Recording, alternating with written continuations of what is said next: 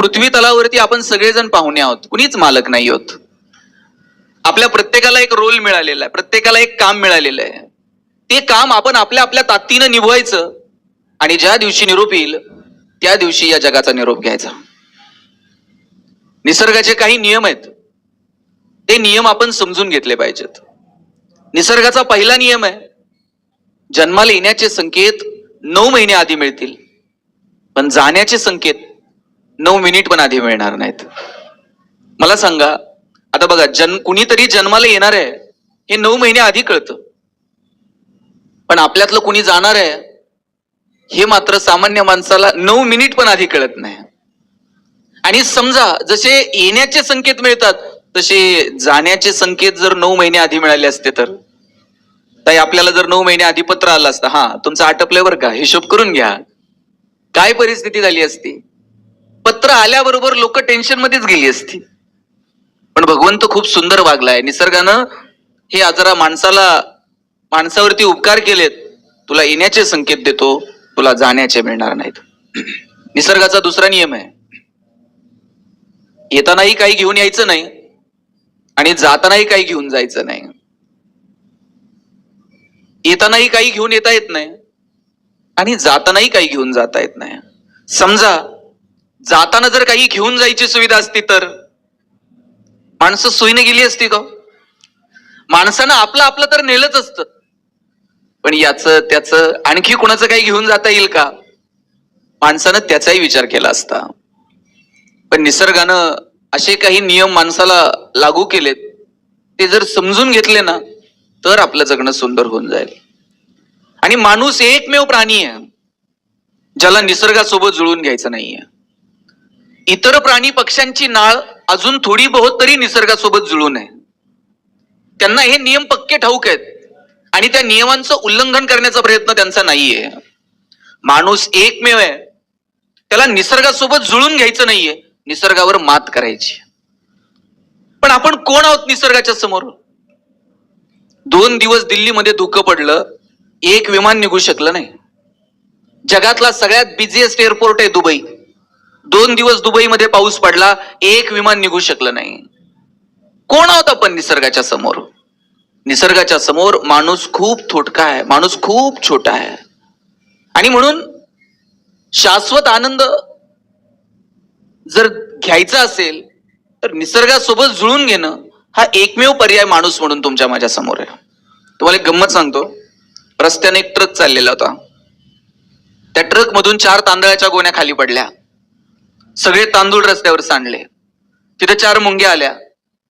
त्यांनी एक एक तांदळाचा दाणा उचलला, आपल्या आपल्या वारुळाकडे निघून गेल्या. परत त्यांनी रस्त्याकडे बघितलं नाही. 4 चिमण्या आल्या, 4 दाणे खाल्ले, आपल्या आपल्या घरट्याकडे गेल्या, परत रस्त्याकडे बघितलं नाही. नंतर तिथं 4 गायी आल्या, उंजळ उंजळ तांदूळ खाल्ले, आपल्या आपल्या गोठ्याकडे निघून गेल्या, परत त्यांनी रस्त्याकडे बघितलं नाही. आणि साहेब, नंतर तिथं 4 माणसं आली.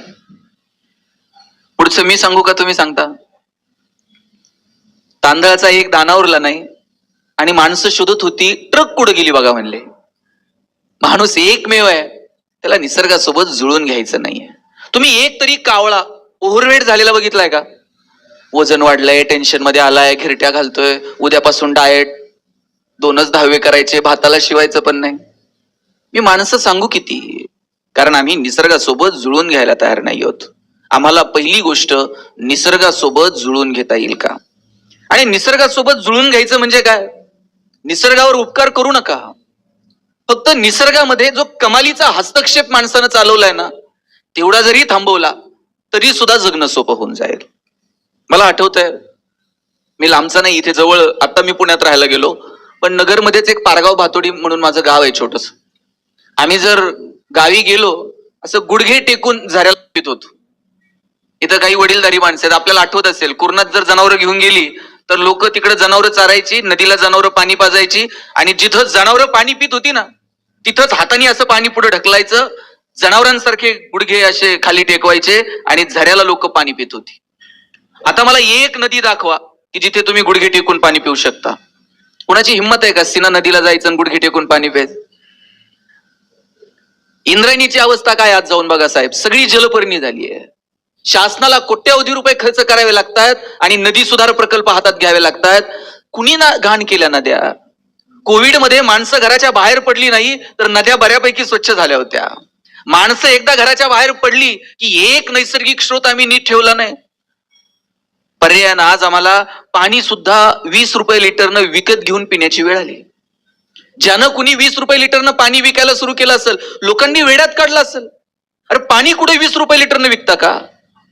पण त्या शहाण्या माणसाला माहित असेल, माणूस निसर्गाला अशा पातळीवरती नेऊन पोहोचवणार आहे की एक वेळ अशी लोकांना पाणी सुद्धा विकत घेऊन प्यावं लागेल. आज कोणत्याही कार्यक्रमाला जा, तिथे पाण्याची बॉटल दिली जाते. पूर्वी जर कुठे व्याख्यानाला गेलो ना, तांब्या फुलपात्र, आता तांब्यान फुलपात्र कुठे राहिलंय का? आणि ठेवलं तर कोण पितय का? आता सगळीकडे पाण्याची बॉटल असते. मला वाटतं तांब्यान फुलपात्र अजून फार फार तर सुपारीन साखरपुड्यात अजून असेल. आणि काही दिवसानं आजी तिथं पण दिसणार नाही. गुरुजी सांगणार, मुलाचे मामा बाटली घेऊन या.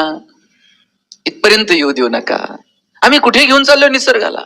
आज आपण आपली आपली पाण्याची बाटली घेऊन कार्यक्रमाला येतो. हवेचं प्रदूषण अशा पातळीवरती गेलंय, एक दिवस असा येईल, दिल्लीला जायचंय ना, ते आपला ऑक्सिजनची टाकी घेऊन चला बरं. मुंबईला जायचंय ना, आपले ऑक्सिजनचं सिलेंडर घेऊन चला बरं. इथपर्यंत येऊ देऊ नका. काल परवाची बातमी आहे, दिल्ली गव्हर्नमेंटला निर्णय घ्यावा लागला. हवेचं प्रदूषण अशा पातळीला गेलंय, तुमच्या मालकीच्या जरी गाड्या असल्या तरी आता रोज बाहेर काढू नका, ऑड डे गाड्या बाहेर काढा. 1 तारखेला काढली ना, आता 2ला नाही, 3 तारखेला तुम्ही तुमची गाडी रस्त्यावर घेऊन यायच. जी परिस्थिती हवेच्या प्रदूषणाच्या बाबतीत दिल्लीची, तीच आता मुंबईची व्हायला लागली आहे. आणि पुण्यावरून नगरला यायला परिस्थिती अजून वेळ लागणार नाही. म्हणून अशा कार्यक्रमाच्या निमित्तानं आपण या विषयांवर बोललं पाहिजे. मोक्ष वगैरे काय असेल ते बघूयात. पण आता इथे आहोत, या जन्मात तरी आम्ही येणाऱ्या पिढ्यांना, पुढच्या पिढ्यांसाठी चांगला निसर्ग आम्ही ठेवलाय का, याच्यावरती चिंतन करायला नको. चांगलं पाणी ठेवलं नाही, चांगली हवा ठेवली नाही, चांगली माती ठेवली नाही. 50-50 एकराचे सातबारे आहेत आमचे, पण येणाऱ्या काळामध्ये त्या जमिनीतनं जर काही पिकलंच नाही तर येणाऱ्या पिढ्या शिव्या शाप देतील. आमच्या बाप दाद्यानं नुसत्या सातबाऱ्यावरती जमिनी ठेवल्या, परंतु त्यातून पिकत मात्र काय नाही. रासायनिक खतांचा भडीमार केला. 10 गावात कॅन्सरचा पेशंट सापडत नव्हता, आता गावात 10 आहेत. ब्लड प्रेशर आणि शुगर कॉमन होऊन गेलंय. एकीकडे आम्ही प्रचंड प्रगती केली, आमचं सगळ्यांचं राहणीमान सुधारलं, आमच्या घरातल्या सुखसुविधा सुधारल्या, पण आरोग्याच्या बाबतीमध्ये आमची जी घसरण सुरू आहे ती आम्ही कशानं भरून काढणार आहोत? आणि ती जर भरून काढायची असेल तर आम्हाला निसर्गाशी जुळून घ्यावं लागेल. मला मान्य आहे, 140-145 कोटी लोकसंख्या, लगेच एवढ्या लोकसंख्येला पुरेल एवढं अन्नधान्य नैसर्गिक शेतीतून निर्माण नाही करू शकत. पण त्याला आम्ही काही नवे पर्याय शोधणार आहोत का? रासायनिक खतांच्या वापराच्या बाबतीत काही निर्बंध लादणार आहोत का? रात्रीतनं इंजेक्शन दिलं का दुसऱ्या दिवशी त्या फळभाज्या अगदी टवटवीत दिसायला लागतात. आम्ही कुणाला फसवतोय आणि नेमकं काय करतोय याचं कोणतं कॅल्क्युलेशन मानवी मनात आहे? मला वाटतं या संदर्भानं विचार करण्याची वेळ आली आहे. नाहीतर एक दिवस असा येईल, आपल्याकडे कोट्यवधी रुपये असतील पण आरोग्य मात्र शिल्लक नसेल. रोज सकाळी उठल्यापासून रात्री झोपेपर्यंत 50 गोळ्या खाव्या लागतील. आणि कोणत्या गोळ्या कधी खायच्या तुम्ही लक्षात सुद्धा ठेवायचं नाही, इतकं तंत्रज्ञान पुढे गेलेलं असेल. 5वीला सटवाई पुसता ना, तशी चिप पुजायची. एक बाजारातून चिप आणायची आणि ती पुजायची. त्या चिप मध्ये 50 गोळ्या ढकलून द्यायच्या आणि चिप अशी मनगटात फिट करायची. सकाळी आईनं कामाला जाता जाता एंट्री करायची, सकाळी 2 ह्या, दुपारी 2 त्या. वडिलांनी कामाला जाता जाता एंटर मारायचं. एंटर मारलं का एक एक गोळी रक्तात आपोआप सर्क्युलेट होत चालेल. इतकं विज्ञान तंत्रज्ञान पुढे गेलेलं असेल. बरं, त्या चिप लय महाग नसतील? महिला बाल कल्याण विभागाकडनं बीपीएल कुटुंबांना मोफत, एपीएल कुटुंबांना सवलतीच्या दरात. चायना जर प्रोडक्शन करायला लागलं तर कोणत्याही पानाच्या टपरीवर 1-1 रुपयाला मिळून जाईल. आणि शासनानं ठरवलं तर लाडक्या बहिणींना फुकट. आम्ही कुठे घेऊन चाललोय आमच्या आरोग्याला? आम्ही आमच्या आरोग्याची काळजी घेतली पाहिजे. संक्रांत साजरी केली की नाही काल? हळदी कुंकू झालं का? काल काहींना जमलं नसेल, रथसप्तमीपर्यंत चालतं. हिनं तिच्याकडे यायचं, तिनं तिच्याकडे जायचं. हिने तिला 4 आण्याचा कंगवा द्यायचा, तिने तिला 8 आण्याची वाटी द्यायची. त्या वाटीत खाता येत नाही, त्या कंगव्याने इचरता येत नाही. साहेब, मला कळतंय असे हेच वाण आहेत. कितीही परिस्थिती बदलू दे, यांनी वाण बदलले नाहीत. चहाची गाळणी, पावडरचा डबा, त्या चहाच्या गाळणीनं चहा गाळता येणार, पावडरच्या डब्याला बिळ पडना. जर का इथून पुढे असले वाण दिले, लक्षात ठेवा. मला तुमच्या भावना दुखवायच्या नाही. तुमची तुमची संक्रांत छान साजरी करा, काय द्यायचं एकमेकीला द्या, पण संक्रांतीच्या निमित्तानं जरा बदल करूयात ना. हळदी कुंकाच्या दिवशी एखादी तुमच्यातली शिकलेली स्त्री आहे, तिनं ठरवा तुमच्यापैकी कुणी डॉक्टर आहे, तुमच्यापैकी कुणी नर्स आहे, किंवा चांगल्या डॉक्टरांना बोलवा, एखादं व्याख्यान ठेवा, हिमोग्लोबिन चेकअपचा कॅम्प ठेवा, महिलांसाठी आरोग्याचं एखादं शिबिर ठेवा. पुढारलेल्या तुम्ही महिलांनी या बाबतीत पुढाकार घ्यायला नको का?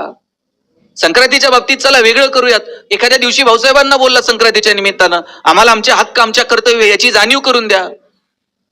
महिलांच्या बाबतीत काय अधिकार आहेत भाऊसाहेब, जरा आमच्याशी बोला. काहीतरी बदल आपण या निमित्तानं करायला नकोत का? वर्षानुवर्षे तेच तेच तेच आम्ही करत आलोय. आपण बदलायला हवं. आता आम्ही एका गावामध्ये हेल्थ चेकअपचा कॅम्प घेतला.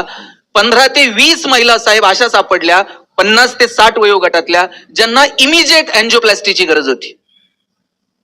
पण आम्ही स्वतःहून कधीतरी दवाखान्यात जात नाही, कधी आम्ही स्वतःचं हेल्थ चेकअप करत नाहीत. मला सांगा बरं, बाळातपणात तुम्ही हिमोग्लोबिन चेक केलं, त्याच्यावर कधी गेलायत का हॉस्पिटलला? जरा बघ बरं HB काय आहे. फार गाडी खुडखुड वाजायला लागली का मग आम्ही हॉस्पिटलला जाणार. आता फारच काय अंगावर काढता ये ना, मग चला आता हॉस्पिटलला. माझी महिलांना विनंती आहे, आपल्या आपल्या आरोग्याची काळजी आपण घेतली पाहिजे. आपण आपल्या आहाराची काळजी घेतली पाहिजे. सकाळी घरातनं बाहेर पडलात ना, पोटभर जेवण करून बाहेर निघलं पाहिजे. दुपारचं जेवण त्या मानानं थोडंसं कमी असलं पाहिजे, आणि रात्रीचं जेवण त्याही पेक्षा कमी असलं पाहिजे. आहारशास्त्र सांगतं, सकाळचं जेवण हे राजाचं असलं पाहिजे, दुपारचं जेवण हे प्रजेचं असलं पाहिजे, आणि रात्रीचं जेवण हे गरीब घरचं असलं पाहिजे. आपण उलट करतो. सकाळी काही खात नाही, दुपारी इकडं तिकडं काहीतरी खातो, आणि रात्री मात्र आम्ही मंडळी जेवणाचा राग ताटावर काढतो. रात्री मग करगुटा तुटेपर्यंत आम्ही जेवणार. म्हणजे दिवसभर गाडी पळवायची असते, त्यावेळेस ती रिझर्वला ठेवायची, आणि जेव्हा गाडी पार्किंगला लावायची तेव्हा तिची टाकी फुल करते. आम्ही आहारातल्या छोट्या छोट्या गोष्टी येणाऱ्या पिढ्यांना सांगणार आहोत का? आपले सण समारंभ तिळगुळ हिवाळ्यातच का? त्याची गरज आहे शरीराला. आपल्या सणांच्या पाठीमागं सुद्धा काहीतरी पार्श्वभूमी आहे, पण ती पार्श्वभूमी स्वीकारून काही नवे बदल करून आम्हाला हे सण समारंभ, आमची संस्कृती पुढे घेऊन जाता येईल का, याचा विचार आपण करायला नको. म्हणून आरोग्याची काळजी घ्या. मला सांगा, आजारी पडल्यानंतर आपल्या भोवताली असे 4 नातेवाईक आहेत का? हे 2 लाख रुपये ठेवा आणि परत नाही दिले तर चालतील. असे जर कुणी असतील ना तुमच्या अवतीभोवती, तर मग तुम्ही हेल्थ इन्शुरन्स वगैरे करायची गरज नाही. आपल्या सर्वसामान्य कुटुंबातल्या माणसाचं कंबरड जर कुठं मोडतं ना, त्या अशा प्रकारे कुणी जर घरातला एखादा माणूस आजारी पडला आणि 5-10 लाख रुपये जर त्याला खर्च करावे लागले, सामान्य माणसाचं 2, 4, 5 वर्ष ते कुटुंब मागे येतो. पण अशा वेळेला जर त्याचा हेल्थ इन्शुरन्स असेल तर त्याला बऱ्यापैकी मदत होते. या छोट्या छोट्या गोष्टी आपण अशा कार्यक्रमातून लोकांपर्यंत पोहोचवल्या पाहिजेत. आणि म्हणून ज्या ज्या शिकलेल्या महिला आहेत, आपण पुढाकार घेतला पाहिजे.